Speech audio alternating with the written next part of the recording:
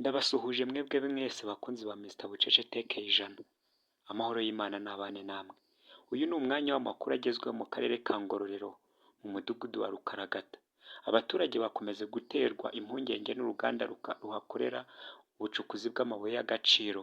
Ariko uru ruganda nta kindi rukora usibye ngo ko rwafashe umuyoboro wanyuburaga amazi rukawusiba bitewe n'uko ibisigazwa by'amabuye bigenda binyura muri uwo mugende. Bityo uwo mucanga wose ukagenda ugafunga ya nzira y'amazi bikarangira amazi arengeye akagenda akajya mu myaka y'abaturage. Abaturage ngo bafite impungenge y'uko mu minsi mike iri imbere bitazaba bigishoboka y'uko aho bahingaga bazaba bacyafite, kuko ngo aya mabuye azaba amaze kuhazimagiza kandi iyi micanga yose izaba imaze gusiba. Bamwe bafitemo imyaka iyi micanga iragenda kuko ikuzura ikajyamo, aho bafite ngo ikibazo kitaboroheye kuko babwira n'ubuyobozi ngo igisubizo babasubiza ni kimwe, ngo nuko bagomba kubyitaho bakavugana n'aba bayobozi. Ariko ngo bimaze gufata igihe kuko ngo ntabwo bajya babasubiza habe na gato.